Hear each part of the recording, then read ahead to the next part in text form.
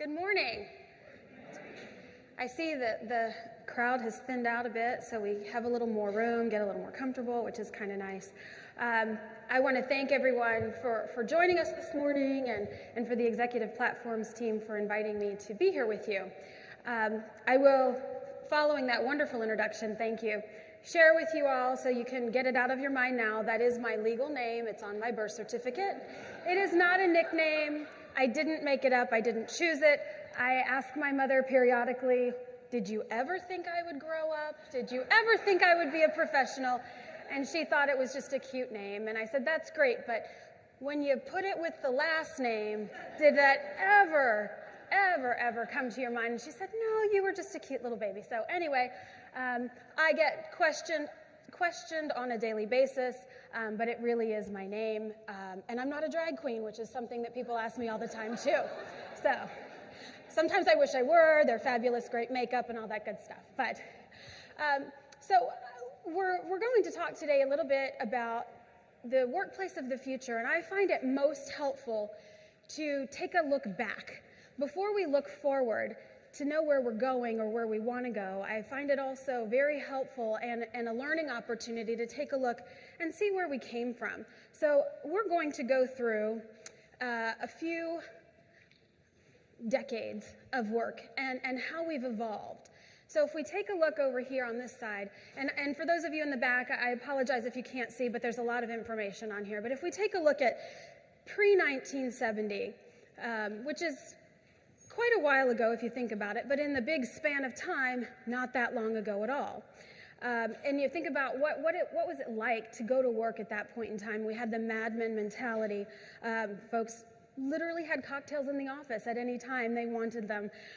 There was a secretary. So if you were a man in the workplace in a professional office, you had a secretary. There was not an administrative assistant or even support staff. It was just secretary. Folks were happy just to have jobs, and there was definitely a pension mentality, union or pension or union and pension versus where we are today.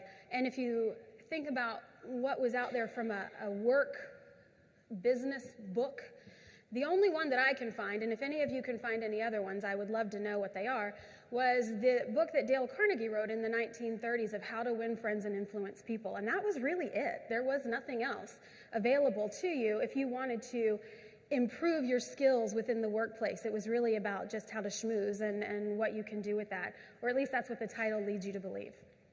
So we take a look at the 70s. And the 70s really changed the face of the workplace when we think about women entering the workforce really for the first time because they chose to. They were more career-minded at that point in time. They had opportunities that they didn't have before. If you think about pre-70s and even through the 70s, but women in the workforce were typically segregated to teachers, nurses, and secretaries, and maybe telephone operators and a couple of other things here and there. But outside of the war era, women in the workforce were really in those three main categories. And in the 70s, we started to see that change. Now, there was a lot of legal actions that took place at that same time, allowing women to take on different jobs based on their credentials and their education and what they could bring to the table. But it took until 1970s era for that to happen. That's a long time. We saw typewriters. We still had cigarette breaks, and it was a very formal workplace. If you remember, if you watched TV or if you were working in the 70s, it was suit and ties, pantyhose, heels. There was no casual anything.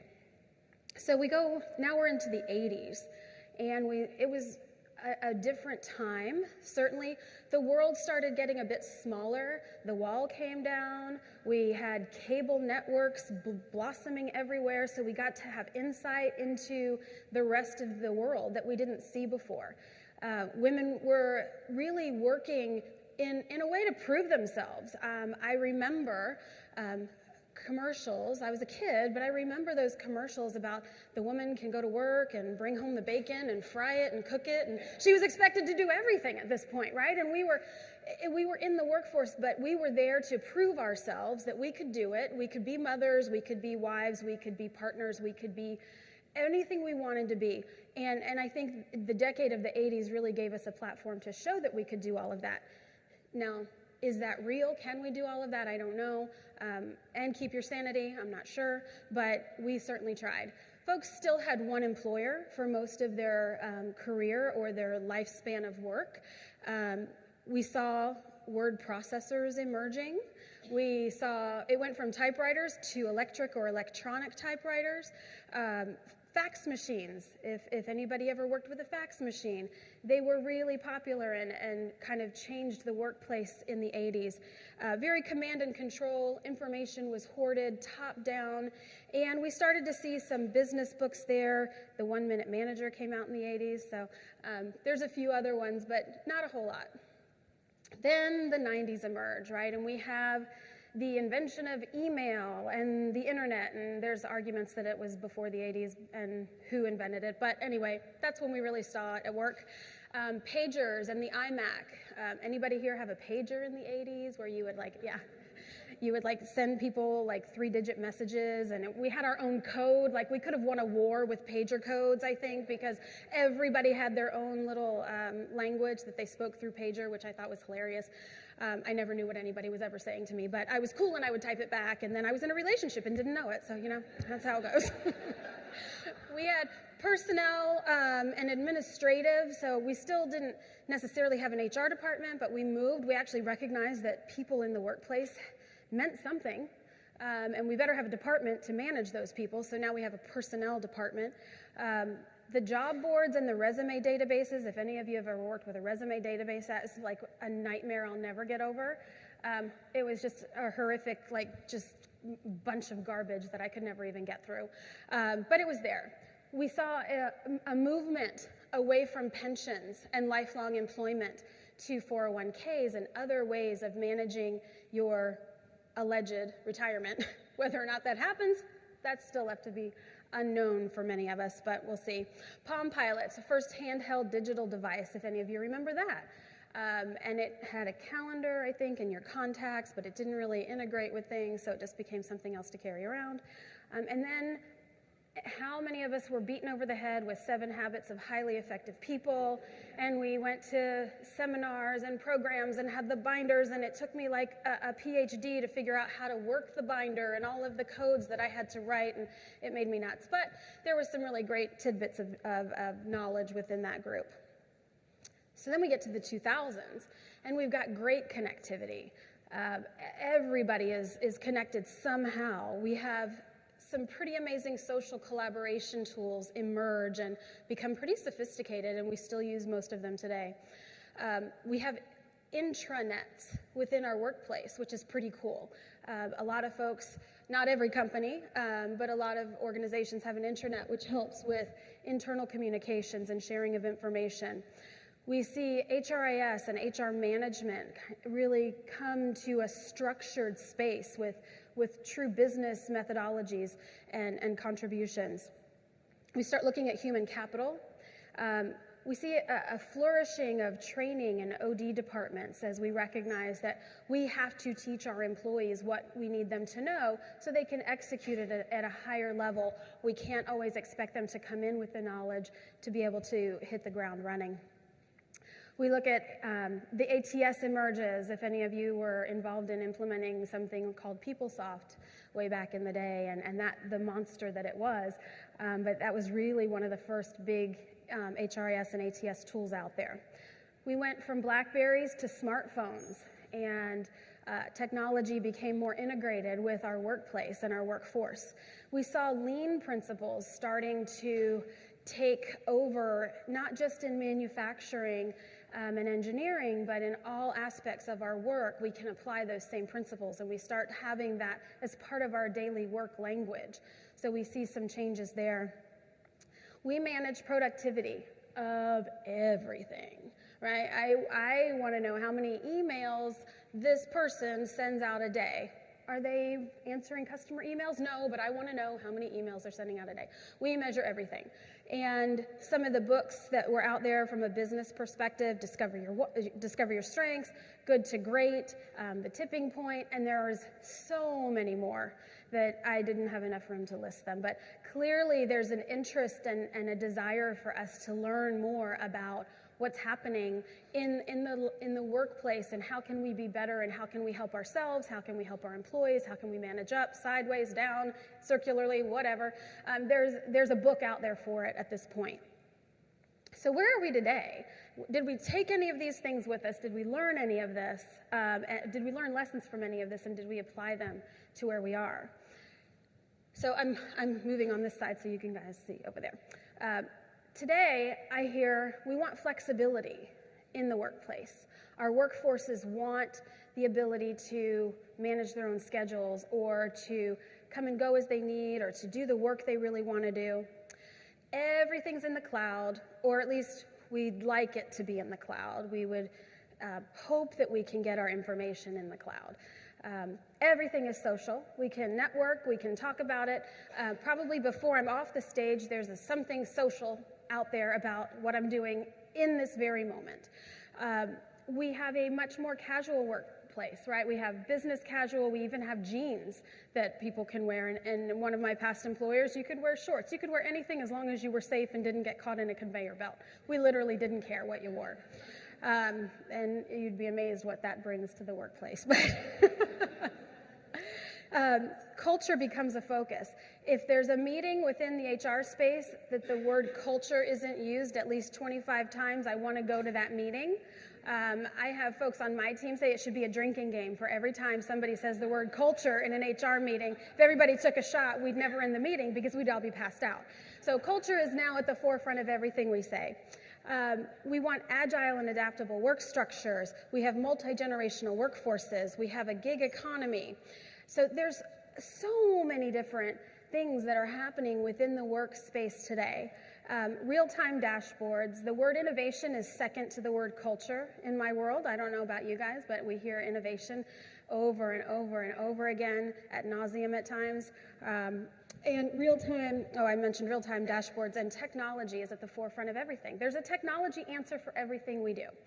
And some of the business books that I like, Lean In, or that are on my shelves, I should say, like is relative. Lean In, Discover Your Why, Radical Candor, Extreme Ownership, Work Inspired, and again, the list goes on and on and on and on. And some of these are fantastic, but there's just so much and so many. So if we look at all of these items that got us to where we are today, how the heck do we know where we're going tomorrow? And is it an evolution? Is it purposeful? Does it just sort of happen? Well, how do we get there? So some of the workplace of the future thoughts are being able to work anywhere, anytime, right? We know that that's what people want. We know that it's important. And we see those beautiful pictures of people sitting on a chair on the beach, and the sand and the waves and the sun, and they have a computer and maybe a phone, and they're working. And I'm like, yeah, sure, that's going to happen. It may or may not be real for your workplace, but I think it's an ideal that we'd like to get to, that we could work anywhere at any time. People work to live. They're no longer in the mentality, this is my job and I'm going to have it forever, and I'm going to prove myself to the rest of the world by doing this job, whether I like it or not, whether I'm fulfilled by it or not. I'm going to do it because it's my job. People are working so that they can do all the other things that are important to them, whether it's their family, schooling, travel, opening their own business, whatever it is. Sometimes their job is simply a means of putting money in the bank for them to do all the other things that are truly more important to them than what they do within the hours of employment. Understanding that 50% of our workforce or more will be the millennial generation by 2020.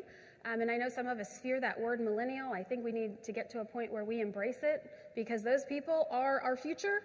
They're a brilliant group of people.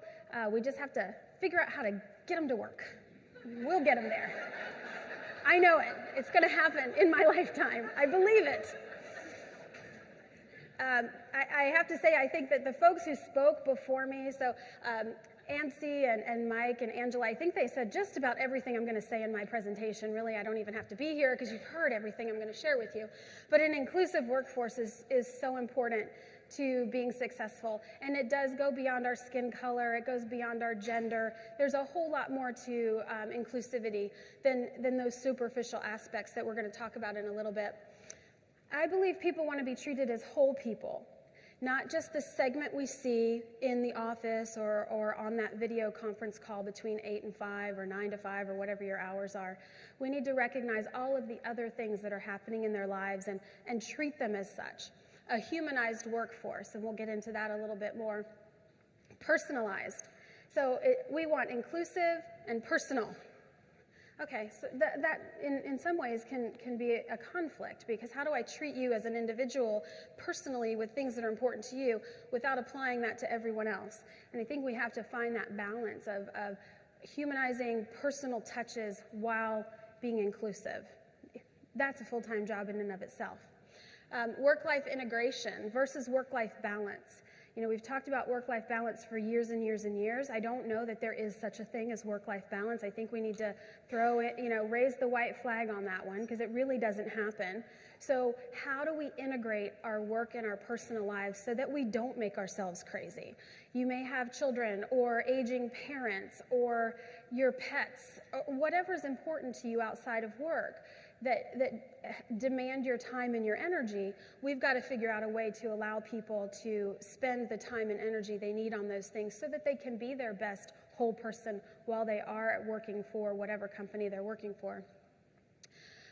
Folks want to be connected to the purpose of a company, and they also want to understand and be aligned with company values. And my favorite bullet point on this one is that I think we're all at a point now where we want simpler and smaller technology. What I mean by that, if you think about the power of the phone, I'm sure every person in here has a smartphone of sorts. That phone is more powerful and stronger than the desktop computer that we had in the 80s that took up like 6 feet deep and wide and tall and everything else. We have more power at our hands, and we want that. We want to be able to take that with us, but we also want it to be simple and make sense and be purposeful versus a full-time job just to figure out how to work the thing and make it impactful. So I'm going to integrate some of my experience with my current role, as well as some others, throughout the conversation, and how all of these things happen at times simultaneously. We can bucket them as to when they kind of came into the workplace, but if any of you have experiences like I do or have had or am having now, sometimes we're a little stuck along the way and we didn't get past certain points of the evolution of the workplace. So we're going to talk about that as well. So what's the one thing that stayed steady throughout all of the evolution of work before the 70s and will always be a part of work beyond for as long as we exist as a human race and as a planet? It's people. It is the common thread. It is the one sustainable element that has always existed and will always exist in the workplace.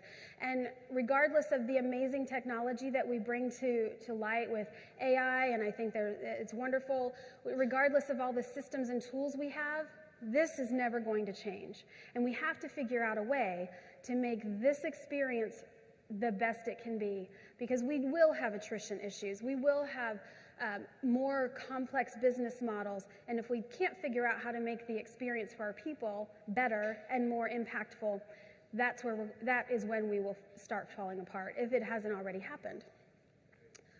So let's look at a little bit of the change in the workforce from an age or from a diversity perspective. When we look at some of the areas we can measure as far as race, in 2015, the white worker was the majority. By 2065, and this is from Pew Research, you can look it up if you'd like, that is no longer the case. By 2065, the folks who were in the majority are no longer in that space. And when we talk about inclusion, it's really important that we understand that this will shift throughout history and it will continue to change. And I think about when we're children and we're learning shapes and colors, and there are all those exercises. You can say, which of these things is not like the other?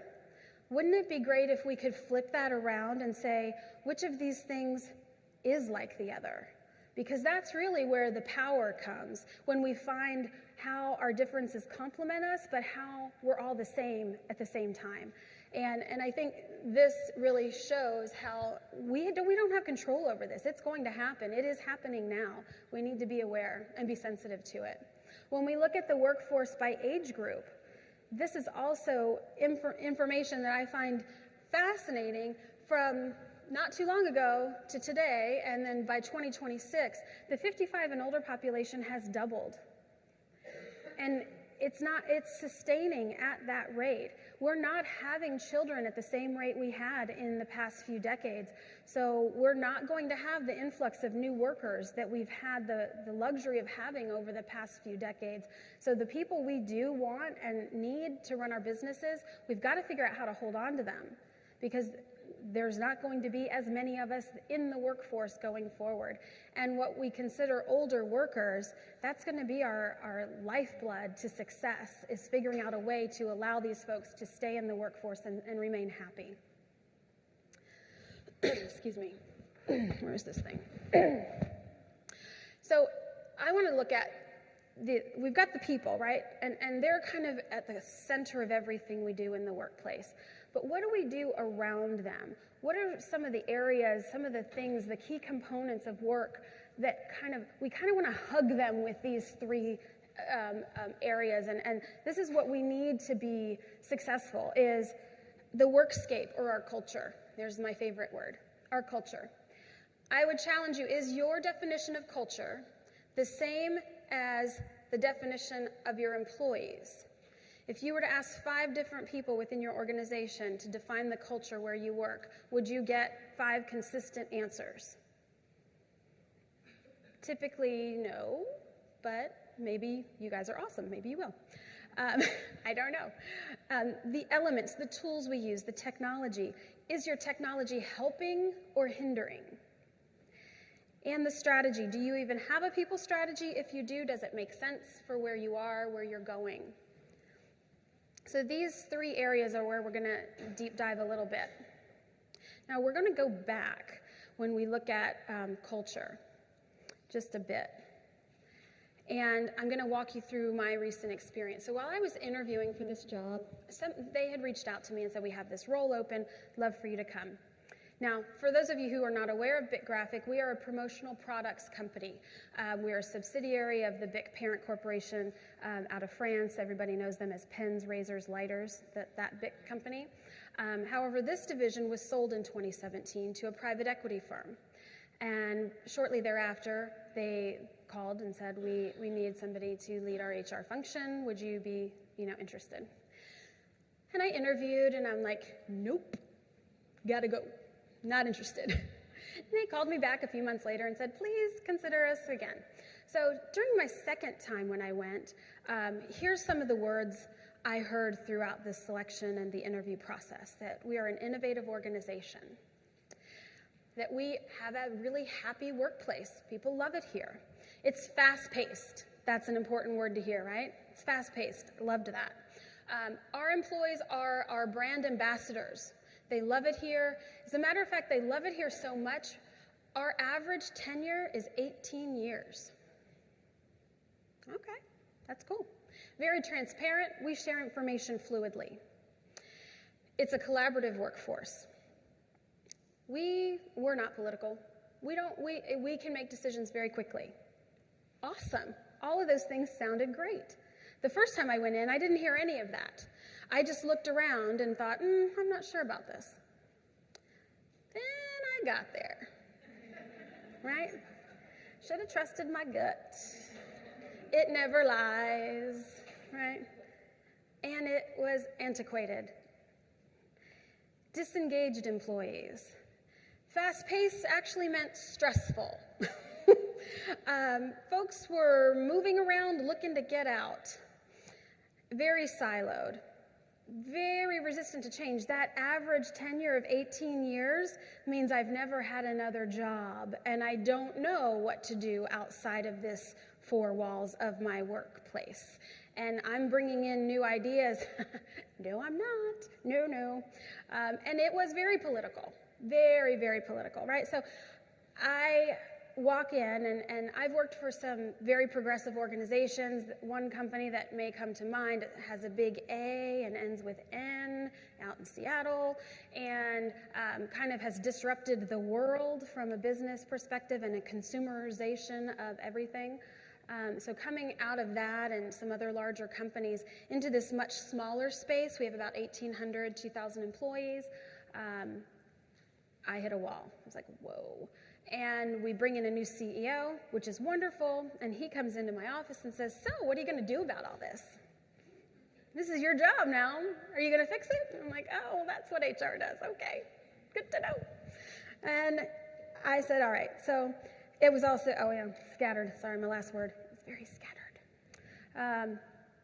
So I went back and I thought about this, right? So I'm going to quickly click through and just circle where we were when I started at Pick Graphic. We literally had secretaries. That was what they called themselves. Pensions. People still had pensions. We still use dot matrix printers. Very top-down, very siloed. We still take customer orders via fax. Today. It's like today, we still do this. We had fixed working hours, information hoarded, very command and control. Folks, again, they had one employer for their entire career. We did use email and internet, but HR was very tactical, transactional. Job boards, yes, we did use that. We also had a 401k in place. We did have business casual, but it was more on the business side than on the casual side. Metrics and KPIs like you wouldn't believe, everywhere. The interesting thing was they weren't measuring anything that meant anything. And I'll give you a quick example. One of our metrics was ship on time. Did we ship the product to the customer on time? Sounds like a reasonable metric, right? Ship it. However, everything was weighted as 1.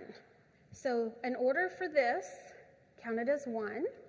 An order that might be worth $500,000 was counted as 1.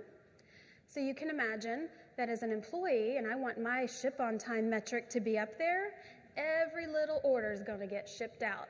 Meanwhile, there's $1.5 million worth of product sitting in the corner because it's one big order of 60 boxes or whatever that didn't get shipped out on time. So we were measuring a lot of things, but were we measuring anything that was meaningful, that really spoke to what our customers needed and how our employees could improve their performance? Not really. Where else are we? So very few items you'll see on this side. Yeah, none. So one of the first things I was able to do when I joined the company was implement jeans, right? You would think that was rocket, like the craziest thing ever, but it changed people's perception of what their workplace was like, just to allow them to wear jeans. I'm going to speed up because I don't know why it's not moving. Oh, there we go. Okay, I was hitting the wrong button. We do have a multi-generational workforce, so I've got to move quickly. Sorry, I'm getting the thing. So I want to talk about the 3 areas that we talked about, the 3 things that surround our employees, our technology. In HR alone, here's some of the tech systems we use.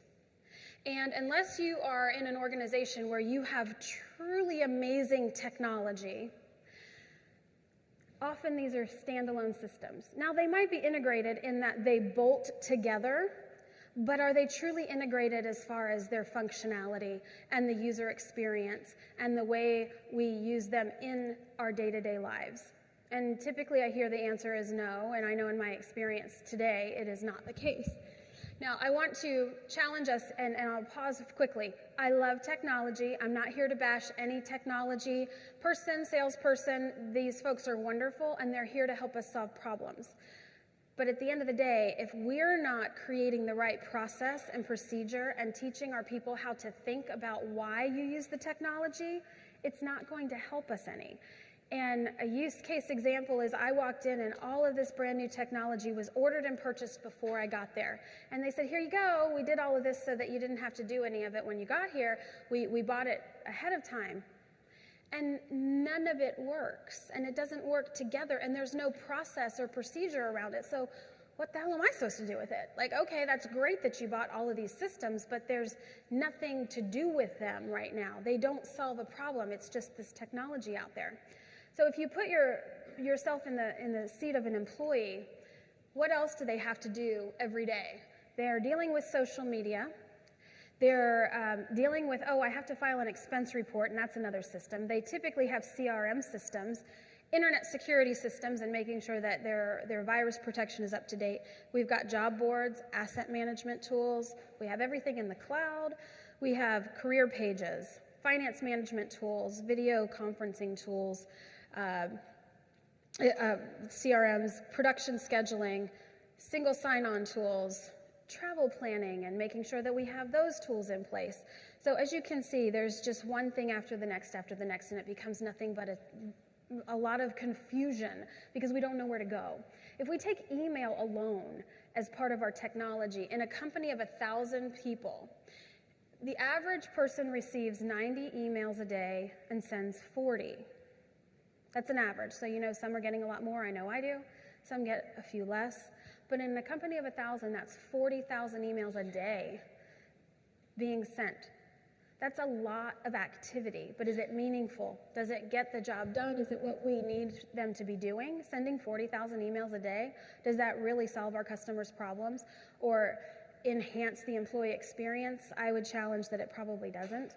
We also know, based on a lot of studies, that multitasking creates a lack of focus. Right? We're texting, we're emailing, we have something running in the background, we're working on a PowerPoint, we're probably on a video conference, but we just don't have the camera on, so it's just our picture, right? I know you guys do that. I know you do, right? So you're doing 25 other things, and that lack of focus creates stress. And we're all doing so much, but are we doing any of it really well? I don't know. I challenge that. I know when I do that, I don't do it really well. The frustration level of our employees continues to get higher and higher because there's a new technology to answer every problem. But are we looking at the core? Are we looking at the root cause? Are we solving the problem before we're buying the technology? Because if we're not process mapping, if we're not putting standard work in place, if we're not doing the things we need to do to solve the problem, the technology isn't going to do it for us. We still have to think through all of the areas that need help, all of the connectivity points to make it work. When we look at the AI of the future and some of it that exists now, there are tools out there that can actually tell you what meetings are most valuable for you to attend. There's organizational analytics that can assess the way in which you work, meaning if you're going to solve X, I had to make 3 phone calls, send 2 emails, go to 5 meetings, and travel to so-and-so before I could get that answer. And these network analytics are starting to look at all of these processes that have to take place in order to solve that problem so that we can solve that problem better and in a more simplified way. The measuring piece, today we measure productivity versus impactful, meaningful results. And we've got to change that focus as well. So from a strategy perspective, do they know your market strategy? And are you measuring people behaviors as well as productivity? I think that's where the future of technology will come into place for us, because our people behaviors won't change just because you gave them a new tool. You have to change the behaviors, then the tool helps support that behavior. And that is where I believe in the future of our workforce is going to be the most meaningful impact. I'm getting the "you're going way too long" signs. So now what? People, tech, and metrics. When working synergistically, those things drive your strategy and your results. And that's where the meaning really comes into place. And I think the impact for our employees is you set the strategy, you understand what it takes to drive it, then you find the technology that helps them get there. And in my personal experience, I've ripped out all that technology. And we're starting from scratch, like legit from scratch. I don't even have an ATS right now because what was there was so bad and the process was so broken that it was not helping us. It was actually hindering us to hire people. So we're starting from scratch, literally all over again. And it's exciting. So what we are doing, though, is we are creating the right foundation from a behavioral perspective. We've created our people powers. You may call them behavioral competencies, leadership principles. There's lots of things you can call them. Happy to talk to you guys about this offline. But our people powers are the way in which we execute the work we do. And everything we do from here going forward is around these people powers. And we're measuring them, and we're driving ownership throughout the organization so that every piece of work that's done is reflected in these people powers. We're also telling you why it's great to work for us and why you want to stay and what are some of the things that are good about this organization. And maybe if you don't align with these, maybe this isn't the right place for you, and that's okay too. But we're giving you that information. We also created a strategy map that puts it all together. And this is where the magic happens. There's your competencies, here's your strategy, here's our why, our culture, and the work streams we support. And this is really impactful when people can see it all together, because often we talk about each one of these components individually, but we don't tell the whole story. Telling the story is where you get that interaction and it starts to make sense for people and they can actually bring it to life. We are working to humanize our workforce. We are simplifying the work we do and the technology we use to get that workforce working. And we are clarifying our messages and our strategies. So I will wrap it up with this quote, I think is kind of tells it all, right? If we are able to find balance, which again, perfect equilibrium, I'm not sure that really happens. It's a false expectation, but it's how we integrate them. And that's how people find their happiness. And I think that it's our jobs as employers and as human resources professionals to help them in that space.